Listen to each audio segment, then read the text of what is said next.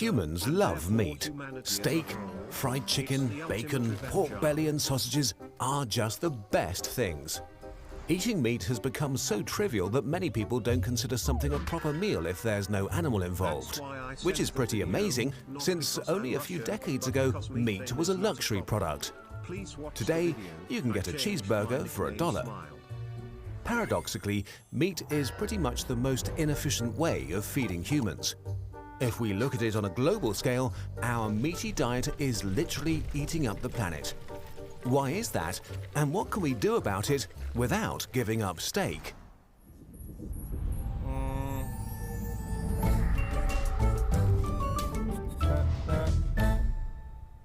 What?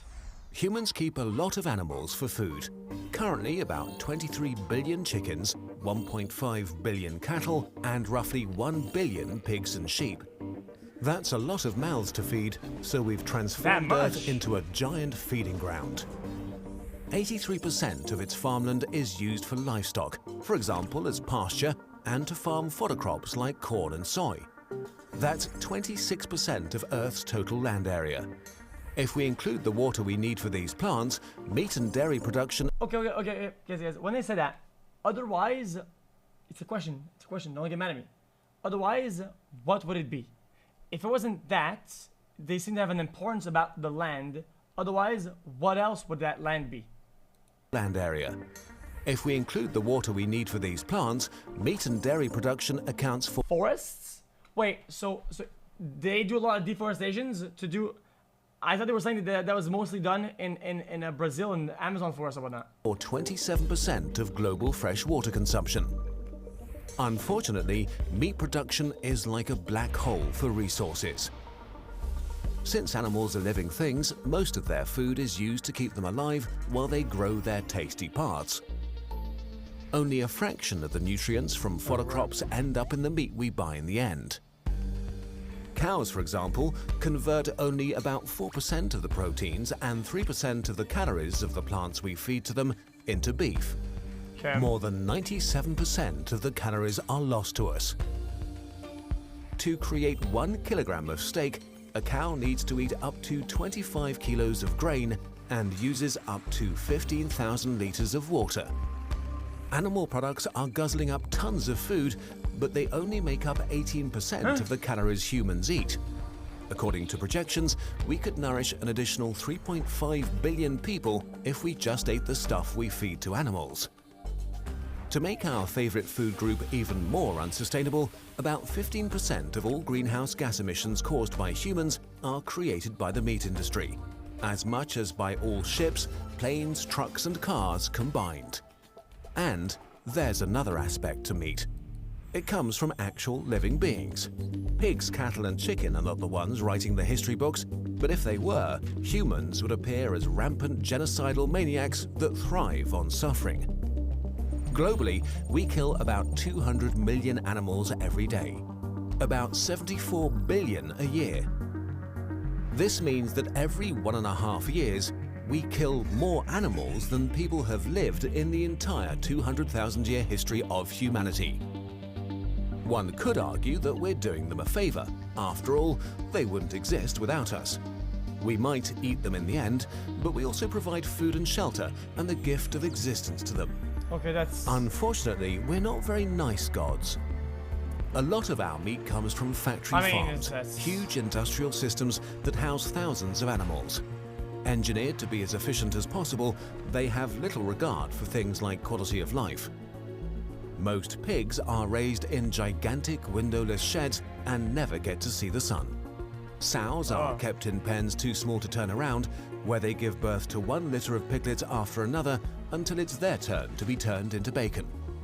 Dairy cows are forced to breed continually to ensure their milk supply, but are separated from their calves hours after birth.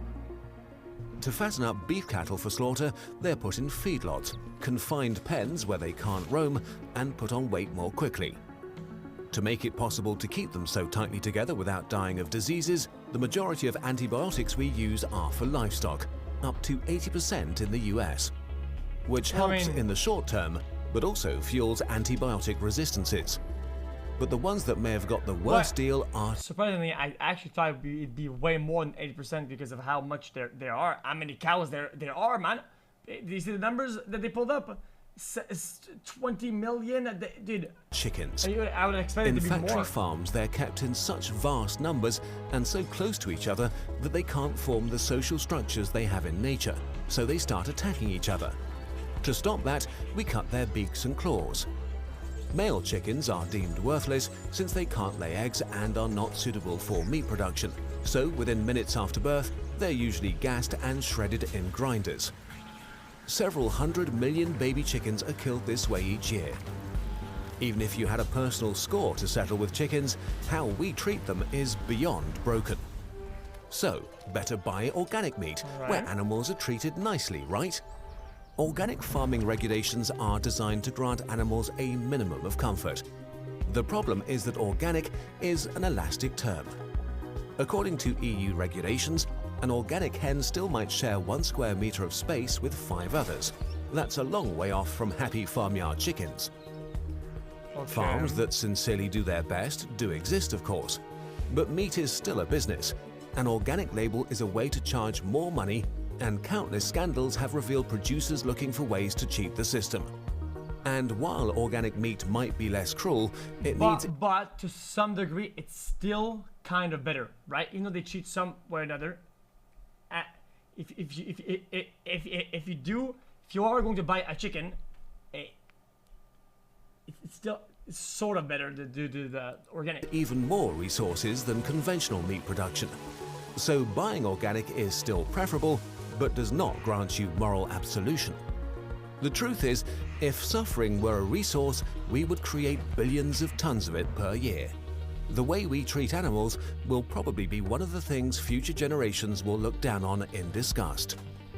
While all these things are true, something else is true too. Steak is amazing. Burgers are the best food. Chicken wings taste great. Meat satisfies something buried deep in our lizard brain. We hardly ever see how our meat is made, we just eat it and love it. It creates joy. It brings us together for family meals and barbecue parties. Eating meat doesn't make you a bad person. Not eating meat doesn't make you a good one. Life is complicated, and so is the world we've created. So, how should we deal with the fact that meat is extremely unsustainable and a sort of horrible torture? For now, the easiest option is opting out more often. Taking a meat-free day per week already makes a difference. If you want to eat meat produced with less suffering, try to buy from trusted producers with a good track record, even if it costs more. To make an impact on the environment, go for chicken and pig rather than lamb and beef, as they convert their feed more efficiently into meat. And if you're going to have your steak, you should eat it too. An average American throws out nearly a pound of food per day, a lot of which is meat. In the future, science could get us clean meat.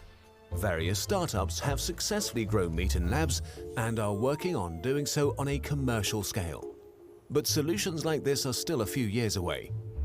For now, enjoy your steak, but also respect it. And if you can, make it something special again. Well, not everybody can choose, not everybody can afford it either. We have something else for you that's also special and tastes even better than steak. We get asked a lot how we make our videos. What? We thought we'd just show you. Not everybody can afford it. Teamed up with Skillshare, our favorite online tutorial service, to teach you our unique animation style.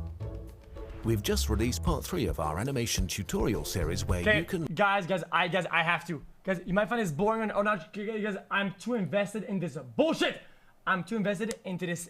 Guys, we've watched too many misinformant. Guys, I have to give this video a chance. I have to.